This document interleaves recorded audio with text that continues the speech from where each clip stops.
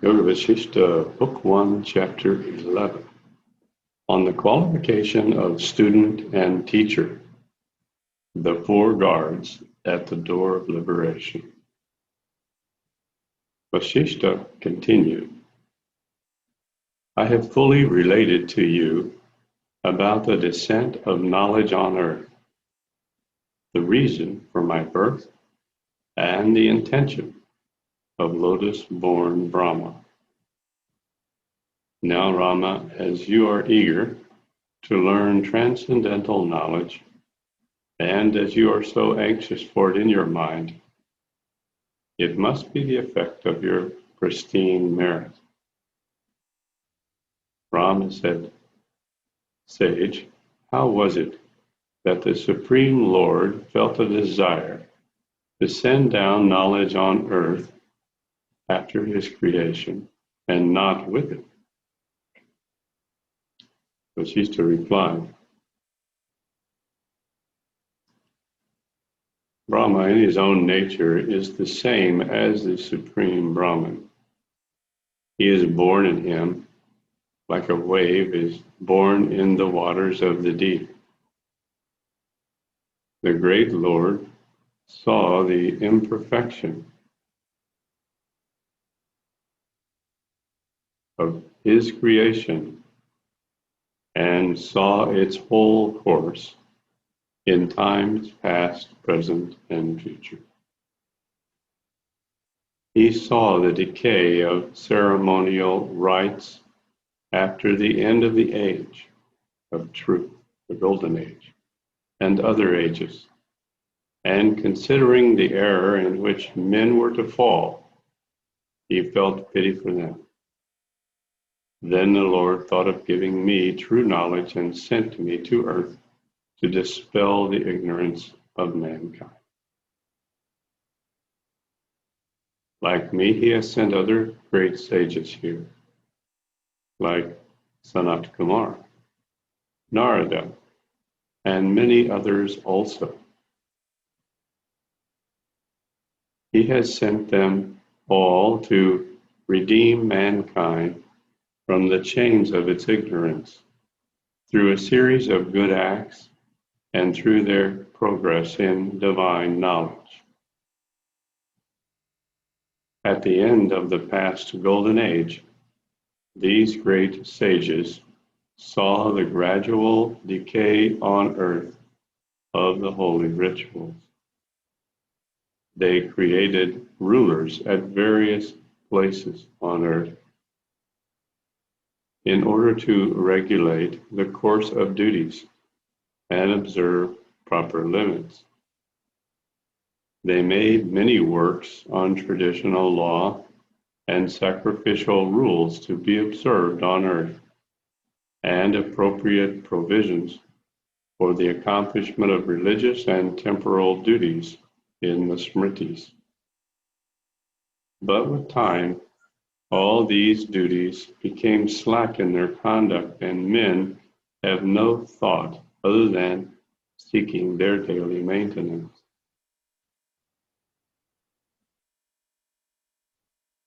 Every day disputes arise among landowners on account of their estates and properties, and people are subjected to various penalties in large numbers.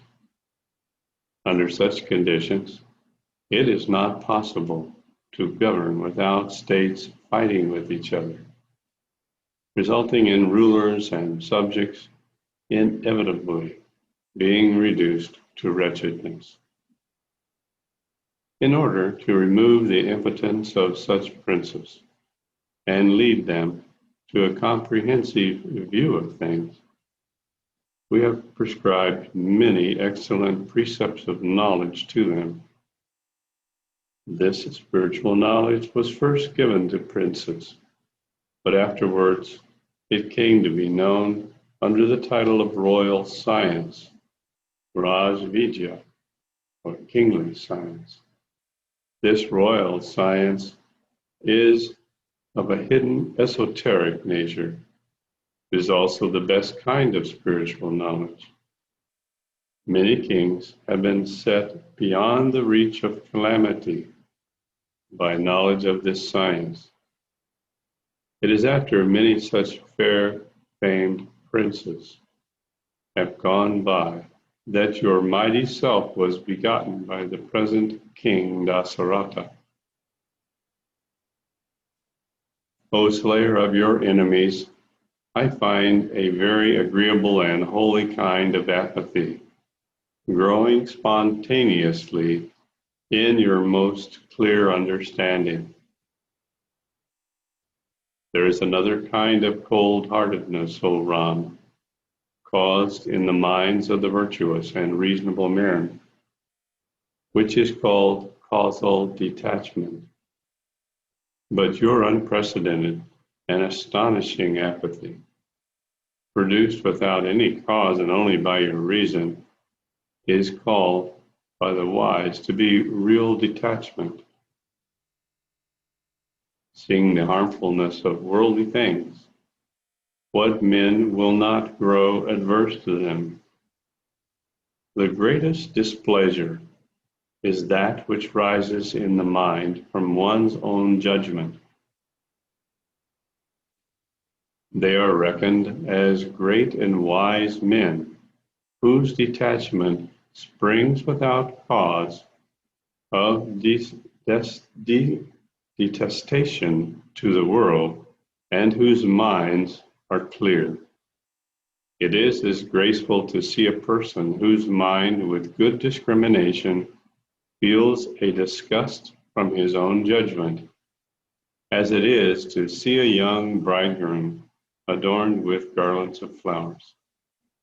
They are esteemed as the best of men, who, after judicious consideration of worldly troubles, apply themselves to detachment.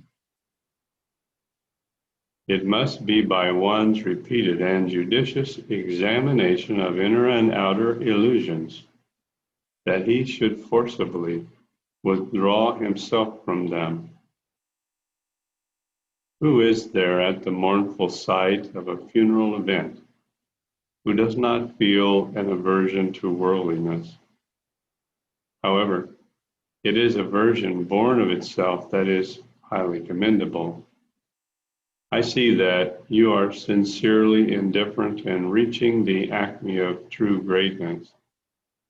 You are worthy of the best knowledge, as is the moist earth of receiving seeds. It is by the grace of the Lord God and Supreme Spirit that a lucky understanding like yours naturally inclines to reason. It is by the performance of ritual duties and observance of prescribed rules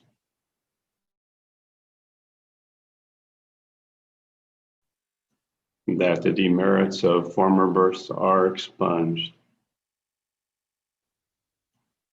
Upon removing demerits,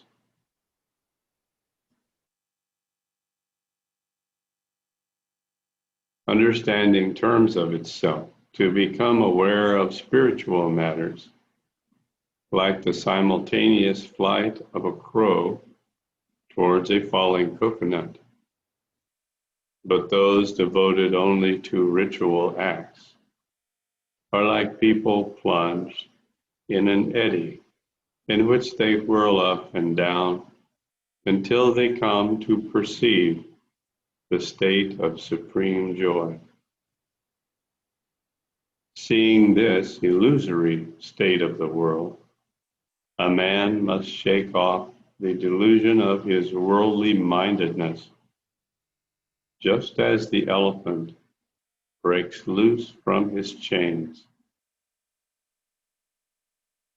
It is too intricate, O Ram, to understand the course of this boundless world. Not even the greatest of embodied beings can know it without true knowledge.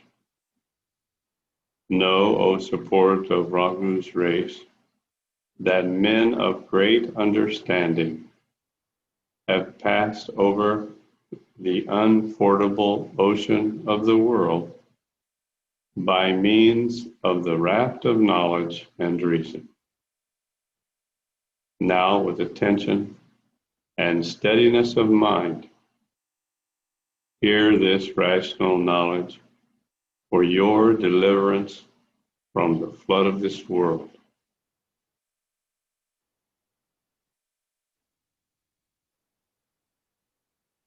Without the remedy of right reason, the unceasing excitement of all the senses, and the fears and miseries of the world will continually disturb the mind.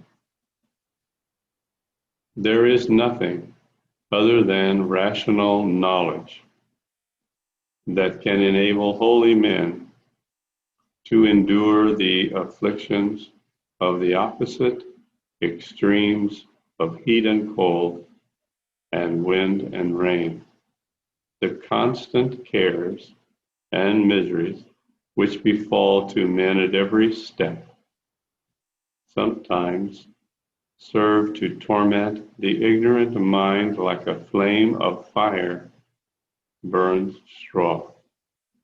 But the troubles of this world cannot afflict a wise man who knows the knowledge and discerns all things,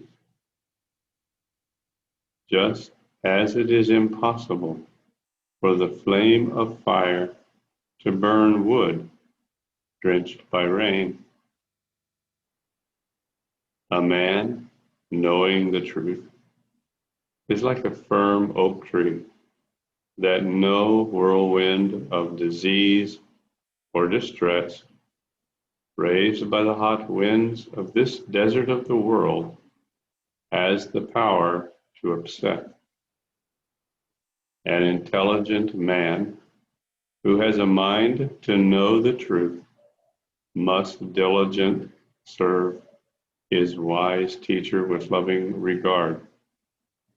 What a well-minded teacher says in response to any question must be carefully preserved in the mind like a piece of fine muslin receives dye.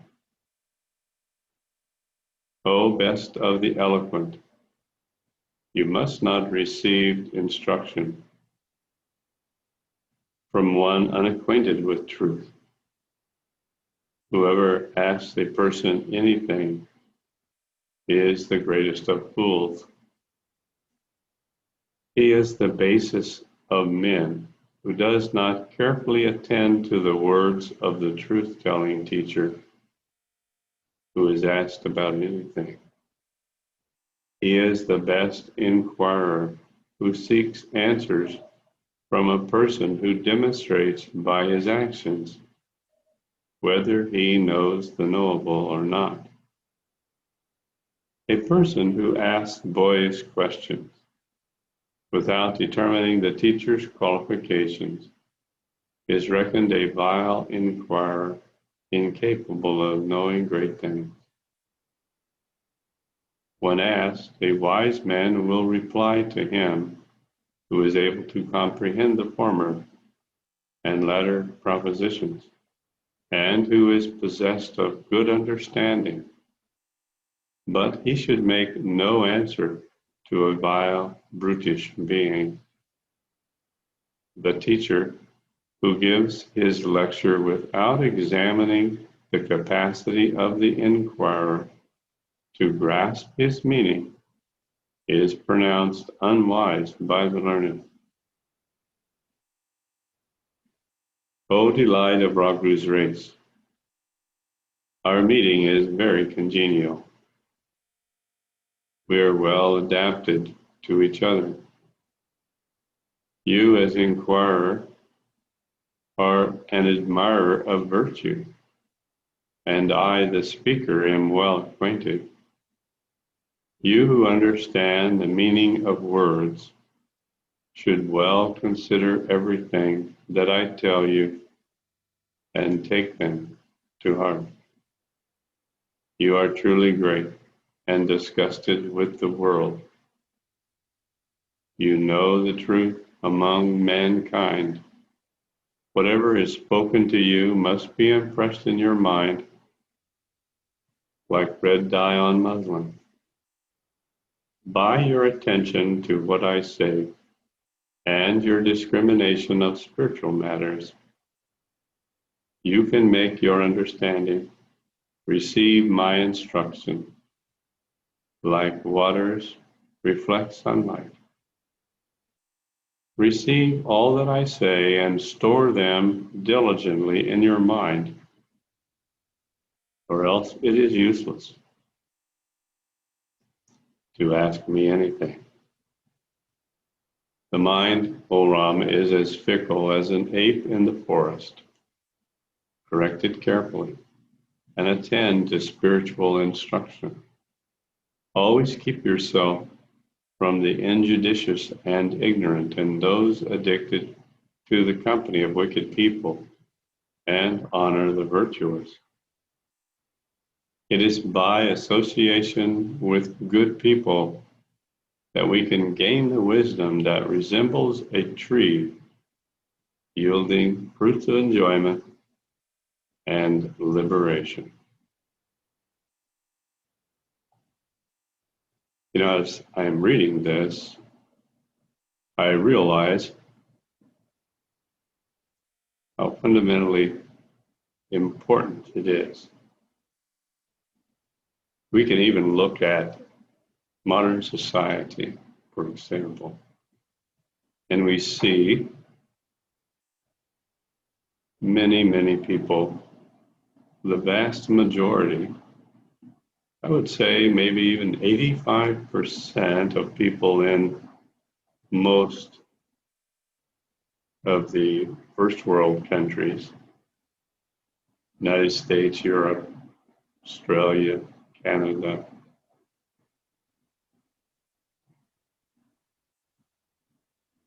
they are always keeping the company and addicted to the ignorant and wicked people. How is that possible? Well, they are watching television.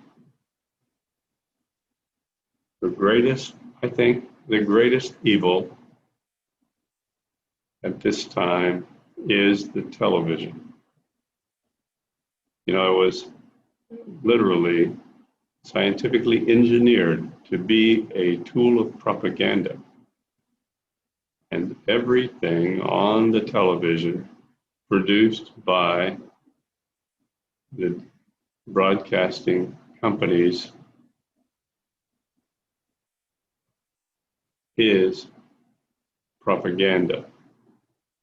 It is literally information that is not established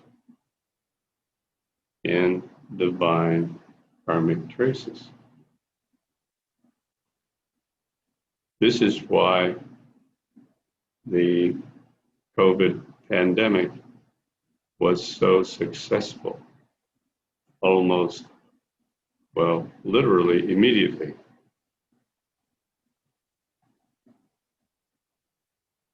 Because of the literal brainwashing, and brainwashing is creating a false paradigm in the minds of people to allow the whole COVID pandemic to arise. And people all over the world began wearing their masks and living in fear. But the television is engineered all the way down to the technical aspects of it, like the flicker rate, to put the watcher in a state of alpha. And in that state, they are very suggestible, which means their critical thinking faculties are turned off, and they just allow everything to come in and embed itself in their subconscious mind, creating these false paradox.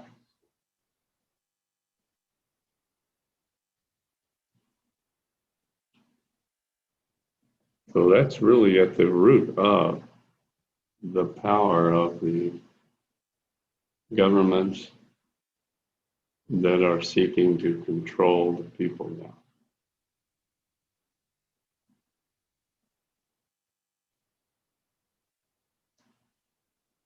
Verse 59, it is said there are 4 guards who keep watch at the gate of liberation, moksha, namely peace, equanimity and self-control, judgment, spirit of inquiry, contentment, and company of the good. All of these, or 3 or 2 of them, are to be attended with care, because they shall open the door leading to the abode of liberation. At least one of them is to be sought with diligence, even at the expense of one's own life, because by securing one of these, a man can reconcile and gain all 4. Let's look at those again. Peace, equanimity and self-control, judgment, contentment, and company of the good. Now, peace, equanimity, and self-control, is it possible to sort of force it on someone or on one's own self? Basically, someone is not at peace, has no self-control or equanimity as a result of the activities of their individual karmic traces. So, very difficult for someone who is not at peace to make himself come into peace by focusing on peace. Not impossible, but difficult. Judgment, spirit of inquiry, again, something that is difficult to attain on the level of judgment. Contentment, another thing. If someone is seeking moksha, difficult to attain contentment from within itself. Company of the good. Now, this is something that we can control. It reminds me of when I first learned meditation.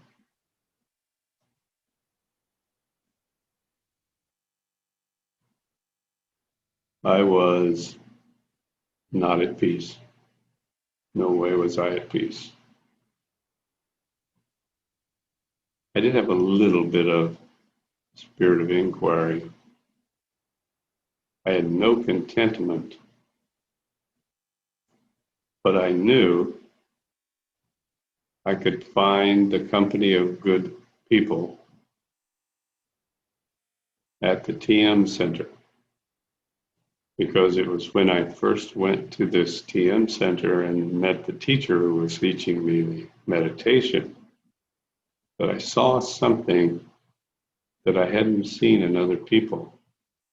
It's something that wasn't very tangible, but it was desirable, and the words spoken rang true, always. And then I would watch videos and listen to audios of Maharishi talking, and the same thing. The words, I would critically listen to everything said, and I would realize this is truth. And so by focusing on that, company of the good, I was literally able to begin to attain peace, judgment and contentment. So it literally worked that way for me, as it said in verse 61. Verse 62, the wise man is a receptacle of all scriptures, of all knowledge and austerity, and is a gem on earth, just like the sun is the receptacle of light. The dull understanding of a senseless man becomes as stiff as a block, and like water freezing as hard as a stone. All good nature and good qualities, O Ram, and the counsels of the learned in the scriptures have made you sit here with a heart blooming like a lotus towards the rising sun. Your ears, lifted to hear these wise lectures, have enabled you to repress your thoughts, as the music of the lute attracts the mind of the tear. Now secure, O Ram, the treasures of peace and good nature by your practice of detachment, of which there is no decay.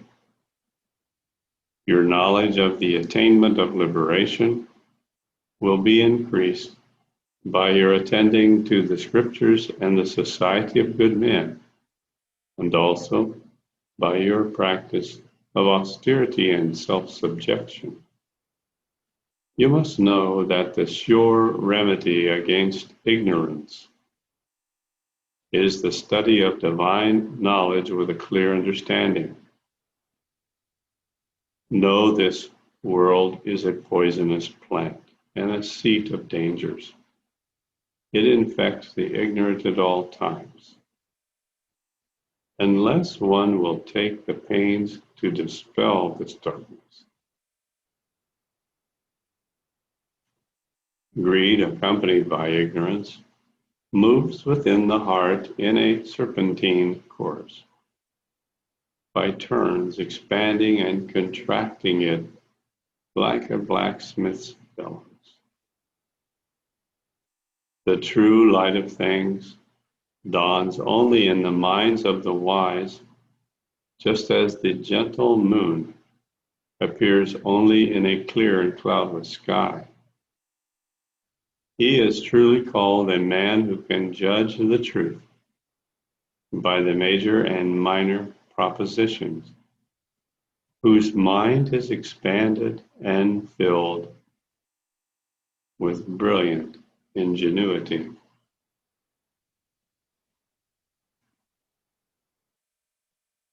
From the clear wisdom of your mind makes you shine like the full moon, dispelling the darkness of the cloudless sky by her cool and translucent beams. Chapter 12, the greatness of true knowledge. Vasishtha said, I honor you as one of a perfect mind. You know what to ask, and you understand what is spoken to you. Therefore, I will continue speaking to you respectfully. Be still. Keep your mind fixed in itself and attend to knowledge. Be free of pride and passions, and incline yourself to pure truth.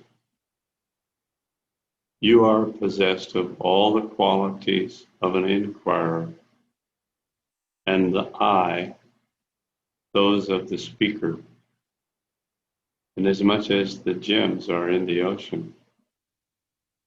My son, you have gained the detachment that is closely related to reason, like the humidity of the moonstone correlates to gentle moonbeam.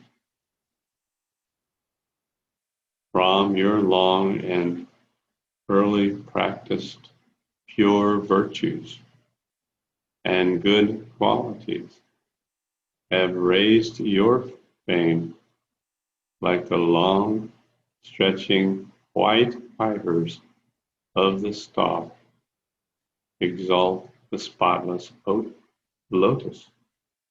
Now hear the words I tell you, Ram, for you alone are fit to receive them, as only the moon is able to open the Kamuda lotus petals. Whatever business or investigation someone undertakes, it must be brought to a happy conclusion that tends towards his peace and tranquility. If men of good understanding did not have the solace of philosophy, what rational being could dare bear the misery that ignorance brings in this world? All the faculties of the mind are absorbed in contemplation of the Supreme, like solar heat dissolves the rocks of boundary mountains at the end of the world. From the intolerable stomach cramping pain caused by this venomous world is healed only by yoga meditation, just like the poison of a snake bite is removed by Garuda incantations. One obtains the capacity for yoga by discussing the scriptures in the company of good people, which alone can provide us with the great charm of spiritual knowledge.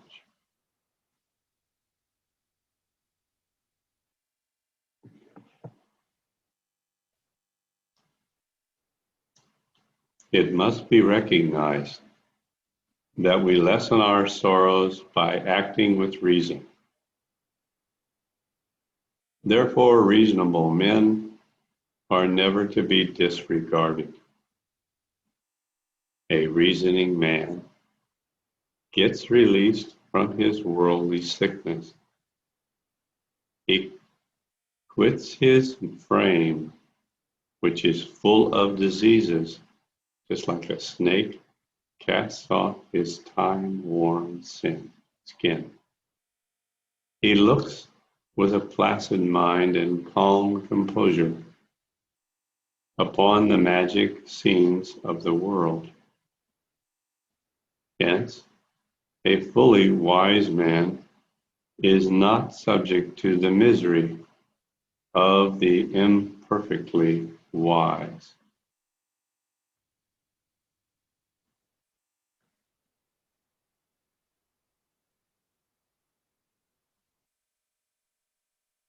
The rough and uneven pleasure of the world, samsara, is a disease that stings like a snake. It cuts men like a sword and pierces them like a spear.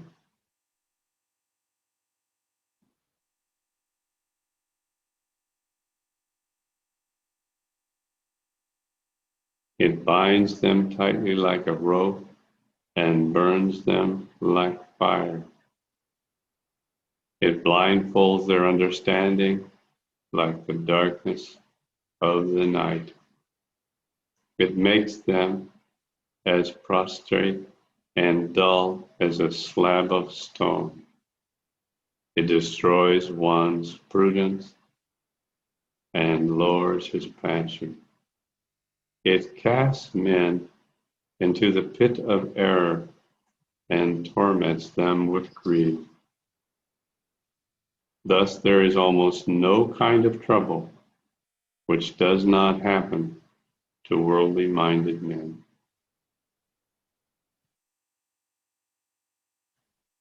Worldliness is as dangerous as a disease as cholera, which,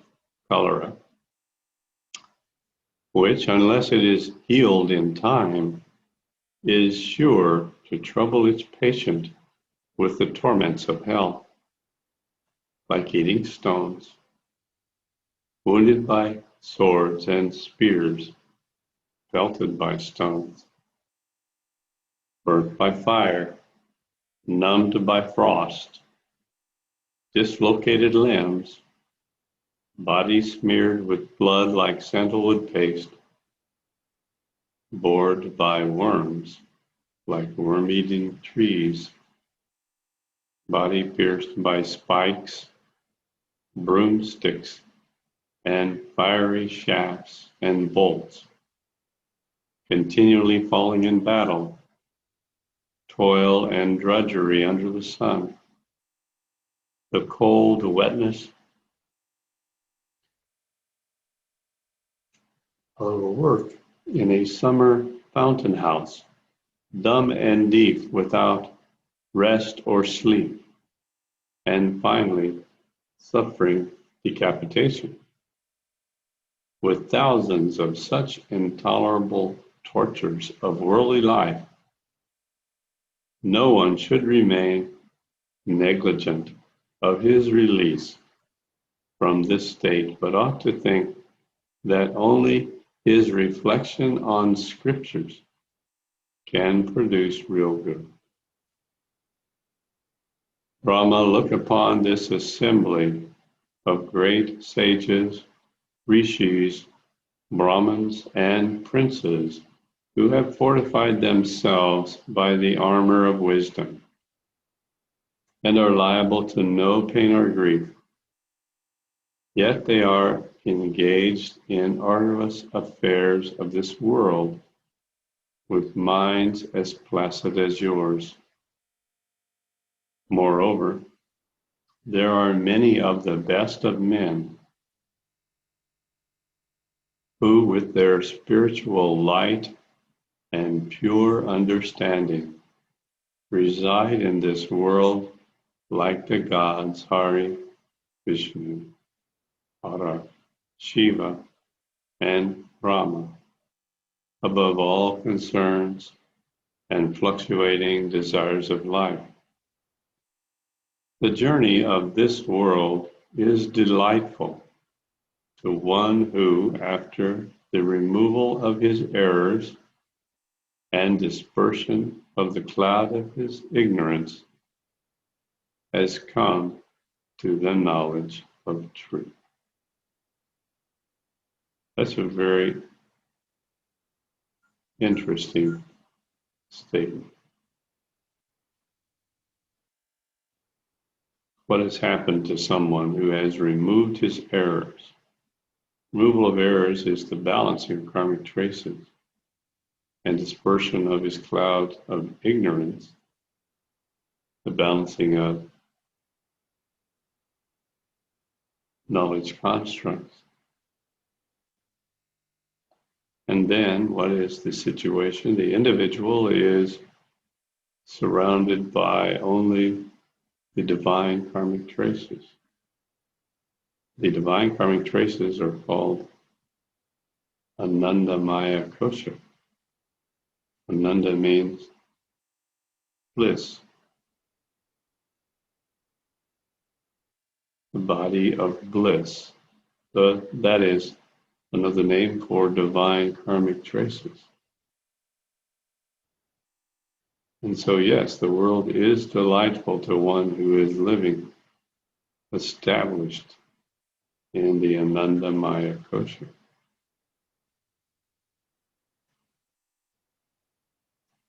Because this body of bliss is constructed as a dream or a memory in the mind of the Creator of the superlative bliss and perfection of the Loka. This world is literally modeled after the divine world of Goloka. Chapter 21, or verse 21, when serenity of the mind and calm repose of the heart are secured, all the senses are subjected to peace and everything is viewed in an equal light. And this knowledge of the truth gives the light to our journey in this world. Know also that this body of ours is the car. These organs are its horses. Our breaths are the wind blowing upon it.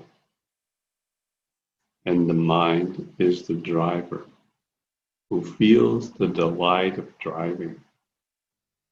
The minute, subtle soul is the rider who is conscious of wandering about the world. Knowledge of this truth makes our earthly journey a pleasant one.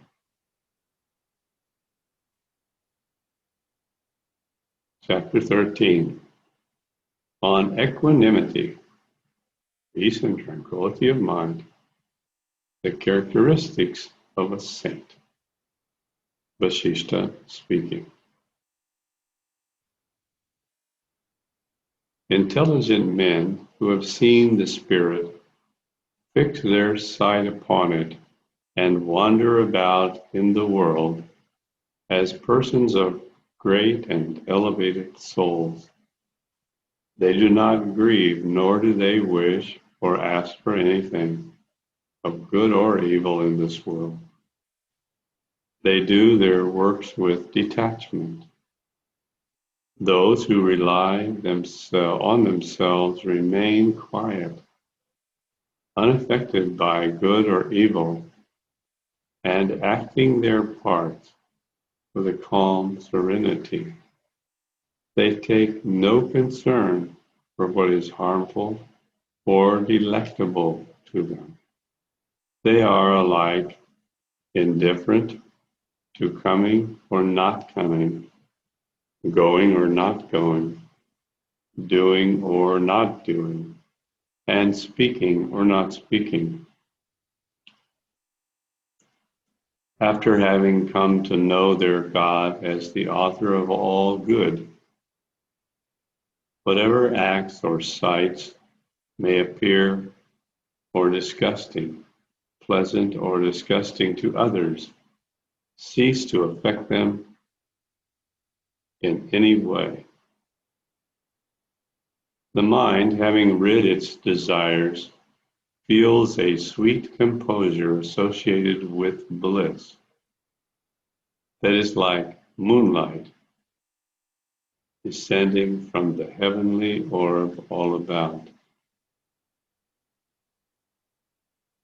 By being unmindful of worldly affairs and regardless of all its excitements, the soul is filled with a joy resembling the ambrosial waters in the morning.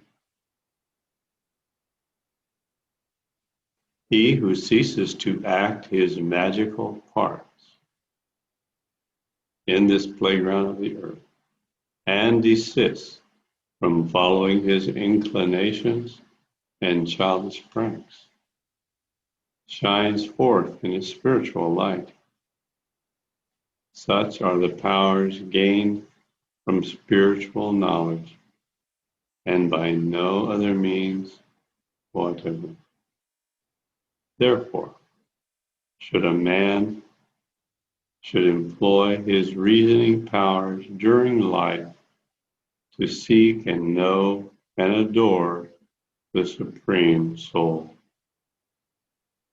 It is the agreement of one's belief with the teachings of the Scriptures and his instructor, joined with his constant meditation, that can give him a full view of the Supreme Spirit.